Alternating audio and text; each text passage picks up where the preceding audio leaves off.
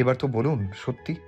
রাজিয়া বেগম একটা দীর্ঘশ্বাস ফেলে বলে, হ্যাঁ, আমি আর তোমার চাচ্চু রাহেন চৌধুরীর স্বামী স্ত্রী। তোমার চাচ্চু আমাকে ভালোবেসে বিয়ে করেছিল। আমি আর আপু আলোর মা। ওনার ছিলাম, তাই বাধাও ছিল না। বিয়ের পর সব খুব ভালোই চলছিল। বড় ভাইয়া ভাবি আমাকে ছোট বোনের মতো আদর করত। বাবা মা বাবা আমাকে নিজের মেয়ের মনে করত। আমি যখন ওই বাড়িতে যাই, আধারের তখন 1 বছর বয়স। কয়েক বছর ঠিকই ছিল। আধারের বয়স যখন 4, তখন থেকেই সব এলোমেলো হতে শুরু করলো। রাহিন কেমন বদলে যেতে শুরু করলো। রোজ লেট করে বাসায় আসতো। আস্তে আস্তে আমার সাথে সবার সাথে সম্পর্ক খারাপ হতে শুরু করলো। একদিন তো সব সহ্য সীমা পার করে গিয়েছিল। সেই দিন ওই বাড়ি থেকে আমি বের হয়ে আসি। সেই দিনই একটা কাজের বাইরে গিয়েছিলাম ভাইয়া ভাবি আধারকে নিয়ে ডক্টরের কাছে গেছিল। যখন বাসায় আসি তখন নিজের রুম থেকে কিছু আওয়াজ শুনে সেই দিকে গিয়ে যা দেখি তাতে আমার পায়ের নিচ থেকে মাটি সরে গিয়েছিল। রাহিন একটা অন্য মেয়ের সাথে একই বিছানায়। এইটুকু বলে থেমে যায় রাজিয়া বেগম। সবাই চুপচাপ। আধার তো বিশ্বাস করতে পারছে না ওর আদর্শ ওর চাচ্চু এত নীচ মানসিকতার পরিচয় দিয়েছিল। তারপর তারপর কি হলো ছোট মা? তারপর আমি যখন প্রতিবাদ করি, রাহেন আমার গায়ে হাত তুলে প্রচুর মেরেছিল। ভাবি আর ভাইয়া এসে পড়ায় সেই যাত্রায় বেঁচে গিয়েছিলাম। ভাইয়া রাহেনকে প্রচুর মারে সেই দিন। বাবা এই সব জানার পর সব সম্পত্তি থেকে রাহেনকে বহিষ্কার করে দেয়। সব সম্পত্তি করে দেয় ভাইয়ার নামে। আমি সেই দিনই ওই বাড়ি থেকে চলে আসি। কেউ আটকাইও নি আমাকে। কোন মুখে আটকাতো? বাবা শুধু বলেছিল ওই বাড়ি আমি যখন খুশি যেতে পারি। তারপর এলো সেই অলক্ষণে দিন, যে দিন আমি দেশ ছাড়লাম। ভাবি ভাইয়াকে পৃথিবী ছাড়তে হলো। আধার নড়ে চড়ে বসে। ওকে জানতে হবে কি হয়েছিল সেই দিন। আধার উৎসুক দৃষ্টিতে তাকায় রাজিয়া বেগমের দিকে। রাজিয়া বেগম ডুব দেয় অতীতে। অতীত 23 বছর আগে। রাজিয়া বেগমের কিছু দরকারের জন্য চৌধুরী বাড়ি যেতে হয়েছিল। কিন্তু ওই দিন আধারের বাবা আর মা একটা কাজে শহরের বাইরে গেছিল। আধার তখন ওর নানু বাড়ি ছিল। রাজিয়া বেগম বাড়িতে এসে আধারের মাকে খুঁজতে থাকে, কিন্তু না পেয়ে চলে যাচ্ছিল। তখন কারো কণ্ঠস্বরে থেমে যায়। কান পেতে দরজার পাশ থেকে শুনতে থাকে ভিতরের কথা। ভিতরে রাইহান সাহেব কথা বলছিল। আর যে করেই হোক আমার আদরের ভাই আর ভাবিকে উপরে পাঠিয়ে দে। এই পৃথিবীতে যেন ওদের অস্তিত্ব না থাকে। ওর জন্য বাবা আমাকে সমস্ত সম্পত্তি থেকে বঞ্চিত করেছে। ওকে তো মরতেই হবে। রাজিয়া বেগম সেদিন স্তব্ধ হয়ে গেছিল। উনি কোনো মতে বিনা শব্দে বাড়ি থেকে বের হয়ে আধারের মাকে কল করে। বেশ কয়েকবার কল করার পর আধারের মা কল রিসিভ করে। রাজিয়া বেগম ব্যস্ত গলায় বলে, আপু আপু আপনাদেরকে মা। এইটুকু বলার সময় পেয়েছিল রাজিয়া বেগম। তার পরপরই এক বিকট শব্দে কানে আসে রাজিয়া বেগমের। তারপর ফোন বন্ধ। কিছুক্ষণের জন্য স্তব্ধ হয়ে যায় উনি। তারপর জোরে কান্না করে রাস্তায় বসে পড়ে। এরপরই দেশ থেকে পাড়ি জমায় বিদেশে। Flashback end. পুরো জায়গাটা পিন ড্রপ সাইলেন্স বিদ্যমান। আধারের চোখ থেকে টপ টপ করে পানি পড়ছে। কে বলে ছেলেরা কাঁদতে জানে না? অত্যন্ত আঘাত পেলে তারাও কাঁদে। আধার পুরো চুপচাপ হয়ে গেছে। রাজিয়া বেগম গিয়ে আধারকে বুকের মাঝে জড়িয়ে ধরে। আধার ওনাকে ধরে শব্দ করে কেঁদে ওঠে। আধারের কান্না দেখে সবার বুক কেঁপে ওঠে। আলোও নিঃশব্দে কাঁদছে। এত বিশ্বাসঘাতকও মানুষ হয়? আধার কান্না থামিয়ে বলে ওঠে, এসব যদি চাচ্চু সম্পত্তির জন্য করে থাকে, তাহলে বাবা মায়ের মৃত্যুর পর সম্পত্তি কেন পেল না? সেটাই, ওনারা তো সব সম্পত্তি পাওয়ার কথা। হুম, ঠিক অবশ্যই পেয়ে যেত। কিন্তু তোমার দাদু হয়তো আগেই বুঝতে পেরে গিয়েছিল যে রাহেন বড় কোনো একটা দুর্ঘটনা ঘটাবে, তাই উনি সব সম্পত্তি আধারের নামে করে দেয়। এতেই থেমে থাকেনি। আধারে যদি কিছু হয়ে যায় তাহলে সব সম্পত্তি ট্রাস্টে চলে যাবে। আর যদি আধার সুস্থ থাকে তাহলে সব সম্পত্তি আধারের সন্তানের নামে চলে যাবে এমন দলিল আলতাফ চৌধুরী তৈরি করেছিল। তাই ভাইয়া, ভাবির মৃত্যুর পরও সব সম্পত্তি তোমার নামে চলে যায়। তোমাকেও মেরে ফেলতো রাহেন, যদি না দলিলে থাকা শর্তগুলো থাকতো। আধার রাজিয়া বেগমের কথাগুলো শুনে কিছু একটা ভেবে হাসানকে কল করে। হাসান কল রিসিভ করার সাথে সাথে আধার বলে, হাসান, সোনালি বাবার পরিচয় আমার চাই 1 ঘন্টার মধ্যে। Okay sir. আগুন জিজ্ঞেস করে, সোনালির পরিচয় জেনে তুই কি করবি? আমি মনে হয় 2 এ 4 করতে পারছি। আগুন কিছুক্ষণ ভাবার পর বলে। এবার আমি বুঝতে পারছি। আলো আর রাত্রি বলে ওঠে। আরে আমাদেরও বলুন কি বুঝলেন। আধার মুচকি হেসে আলোর কানের কাছে এসে ফিসফিস করে বলে, সেটা তোমার না ভাবলেও চলবে, তুমি আজ রাতের কথা ভাবো। আলো একটা শুকনো ঢোক গিলে নেয়, মনে মনে বলে, কি ডেঞ্জারাস লোক রে বাবা। এত কঠিন একটা সময় চলছে, তার মধ্যেও এই লোকটার এসব কথা বলে কি করে? আধার আবার আলোর কানে কানে বলে, এত ভাবা তোমার কাজ না জান পাখি, তুমি বরং নিজের কথা রাখার জন্য প্রস্তুতি নাও। খালামণি, খালামণি, আমার ক্ষুধা লেগেছে।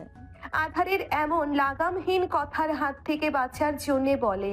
আধার তা বুঝতে পেরে ঠোঁট চেপে হাসে। দেখেছিস আমি কি করে ভুলে গেলাম। তারপর আমার ছোট আধারকে এত বছর পর দেখলাম। তুই বল কি খাবি? আধার যেন মুহূর্তেই আদুরে হয়ে যায়। রাজিয়া বেগমের গলা জড়িয়ে ধরে বলে, তুমি যা খাওয়াবে তাই। আমার পছন্দের কথা কেউ কখনো জিজ্ঞেস করেনি ছোট মা। আধারের একটা কথা সবার মন খারাপ করে দেবার জন্যে যথেষ্ট ছিল। রাজিয়া বেগম হেসে বলে, আমার এখনো মনে আছে তুই ছোটবেলায় সব থেকে বেশি কি খাওয়ার জন্য জেদ করতিস, কিন্তু খেতে পারতি না। আজ সেটাই করে খাওয়াবো। হ্যাঁ, তাই করো। কপাল করে একটা বউ পেয়েছে, কিছু করেও খাওয়ায় না। আর চোখে আলোর দিকে তাকিয়ে বলে। আলো কথাটা শুনে রেগে বোম হয়ে যায়, কোমরে হাত গুজে বলে, যখন কিছুই করি না, বিয়ে করতে কে বলেছিল? আমার বাবা মায়ের মাথা বন্দুক ঠেকিয়ে বিয়ে করেছিলেন, আবার বড় বড় কথা বলছেন। এরপর কানের কাছে গিয়ে বলে, আসুন আজ রাতে, তারপর বোঝাবো। বলেই গটগট করে ওপরে চলে গেল। আধারও আলোর পিছনে চলে গেল।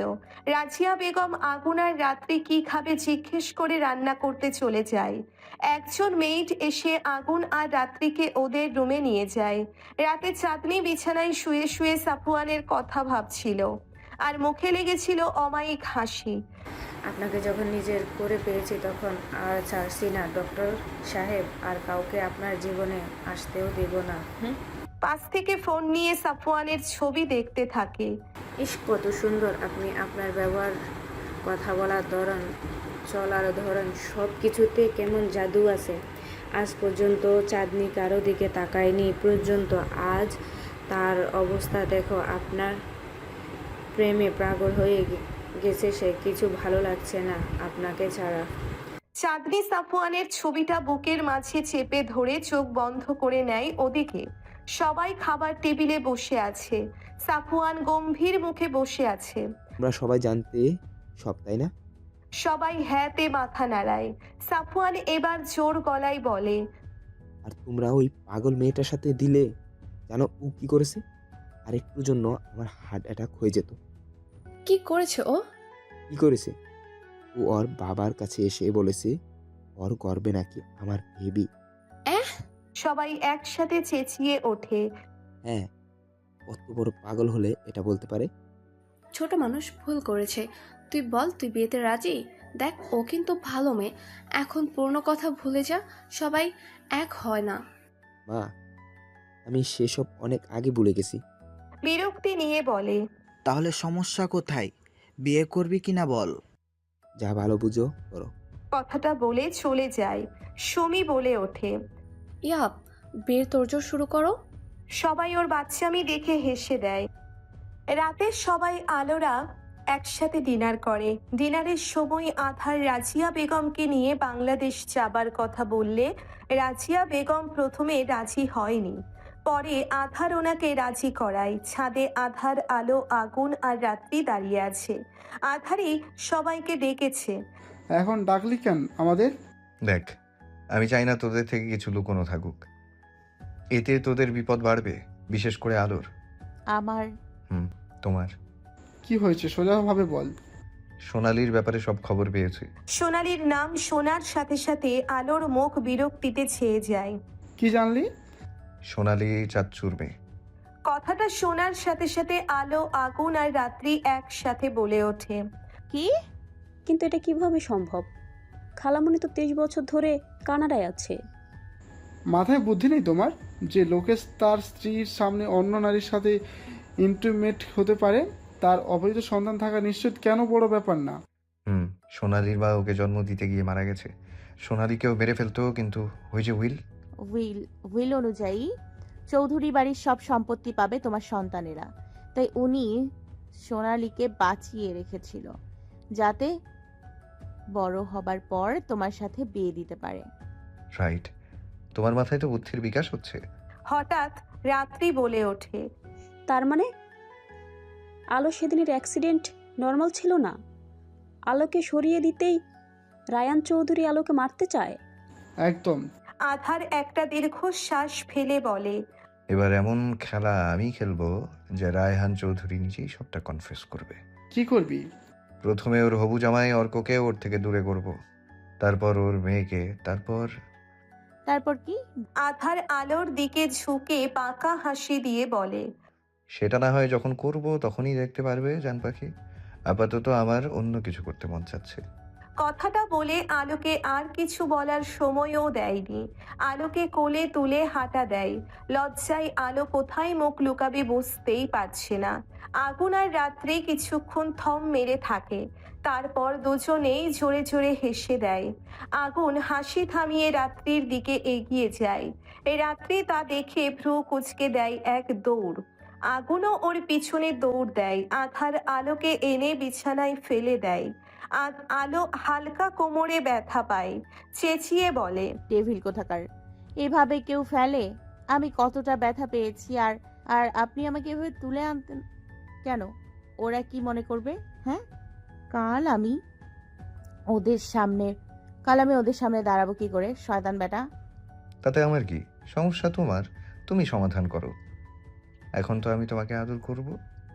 না না না, এমন কিছু না। তুমি বলবে, আমি শুনবো। এত বাধ্য স্বামী তো আমি নই জান পাখি। না। আর কিছু বলতে পারলো না, তার আগেই আধার আলোর ঠোঁটে ঠোঁট ডুবিয়ে দিল। আলো চেয়েও আটকাতে পারলো না। আধার আলোকে ধীরে ধীরে বিছানায় শুইয়ে দিল।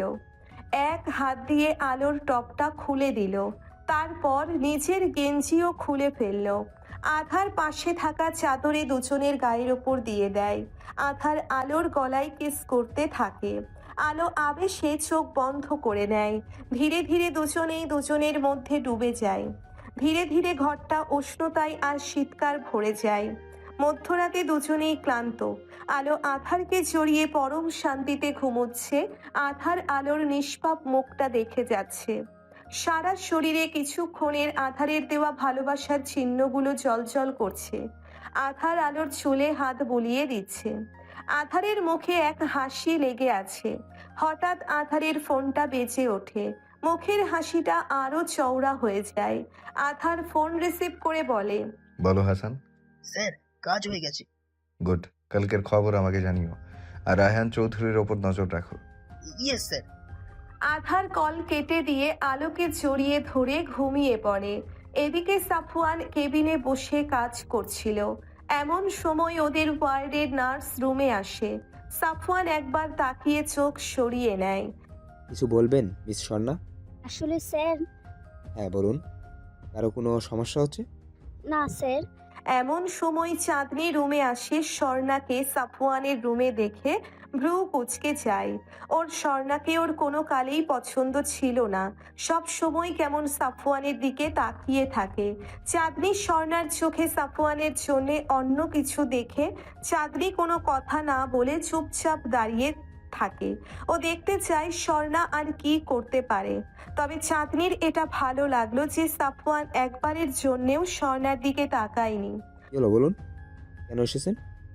স্যার, আপনি কি সত্যি কিছু বুঝতে পারছেন না? কি বোঝার কথা বলছেন আপনি? স্যার, আমি আপনাকে ভালোবাসি। সাফওয়ান স্বর্ণার দিকে কিছুক্ষণের জন্যে তাকায়, তারপর আবার নিজের কাজে মন দেয়।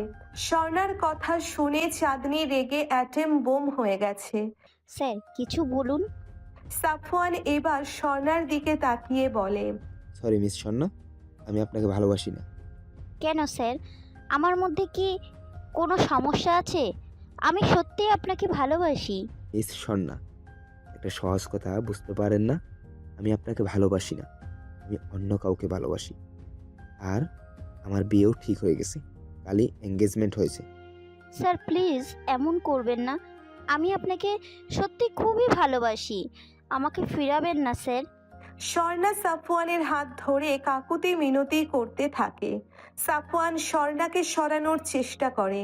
চাঁদনি এসেই স্বর্ণাকে সরিয়ে দেয় আর বলে, বেয়াদব মেয়ে, অসভ্যতামির একটা সীমা থাকা দরকার। যখন একজন বলেছে সে অন্য কাউকে ভালোবাসে, অন্য কারো বাগদত্তা, তখন সেটা ভালোভাবে বুঝতে হয়। সেটা জানো না? এরপর থেকে যদিও ওর আশেপাশে তোকে দেখছি, তোর চাকরি আমি রাখবো না। তুমি নিজেও তো ওর গায়ের সাথে লেগে আছো, এখন তোমার নীতি কথা কোথায় গেল? আমার পূর্ণ অধিকার আছে ওর গায়ের সাথে লেগে থাকার, কারণ ও আমার হবু স্বামী, আর ও যাকে ভালোবাসা সে মেয়েটাও আমি। বুঝতে পেরেছিস? এরপর থেকে কথাটা মাথায় রাখিস, না হলে তোকে আমি ছাড়বো না। স্বর্ণা কাঁদতে কাঁদতে চলে যায়। সাফওয়ান তো চাঁদনির জেলাসি দেখে ঠোঁট চেপে হাসছে। চাঁদনি পিছনে ফিরে সাফওয়ানকে হাসতে দেখে পেটে জোরে একটা ঘুষি দেয়। সাফওয়ান হালকা ব্যথা পায়।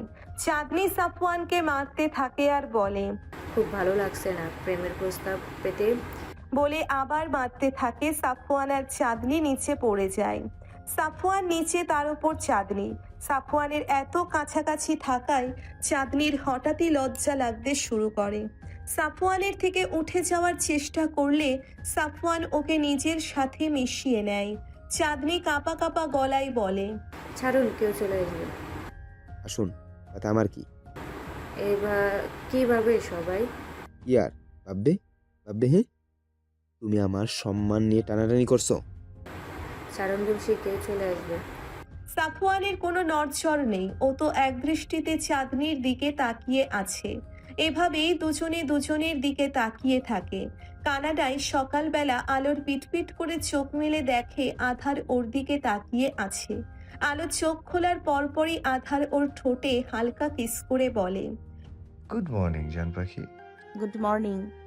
তো রাতে ঘুম কেমন হলো? ঘুমাতে দিলেন কোথায়? সারা রাত তো জ্বালিয়ে মারলেন।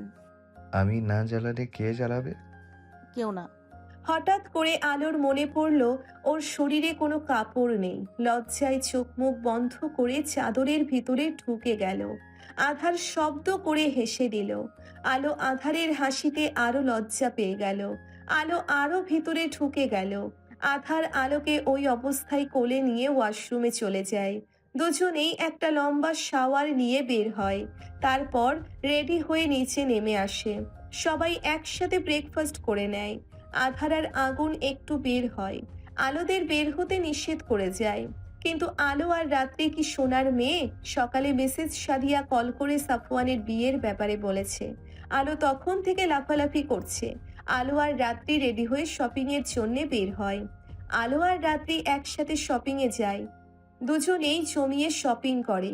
তারপর রেস্টুরেন্টে গিয়ে কিছু খায়। এসব করতে করতে ওদের দুপুর হয়ে যায়। আলো আর রাত্রি একসাথে ফিরছিল। পেছন থেকে কেউ আলোকে ডাক দেয়, যদিও সেটা আলো না, হালো ছিল। আলো চোখটা বন্ধ করে একটা বিরক্তির শ্বাস ফেলে। পিছনে তাকিয়ে দেখে ওর কানাডা থাকাকালীন সব থেকে বড় র্যাগিং গ্রুপ একসাথে গোল হয়ে বসে আছে। যদিও আলো কোনোদিনও এসবে পাত্তা দেয়নি। ছেলে আর মেয়েগুলো ওর দিকে এগিয়ে আসে। এই হ্যালো, কেমন আছো? ভালো। কেলি? তুমি তো দেখে আরো সুন্দর হয়ে গেছো। হ্যালো। ও রিয়েলি? সব মেয়েরাই বিয়ের পর সুন্দরী হয়ে যায়। যাও বাবা, তোমার বিয়ে হয়ে গেছে? তা পাশে সুন্দরীকে? রাত্রির থুতনি ধরে বলে। রাত্রির থুতনি ধরায় রাত্রি কিছুটা দূরে সরে যায়। আলোর রাগ উঠে যায়।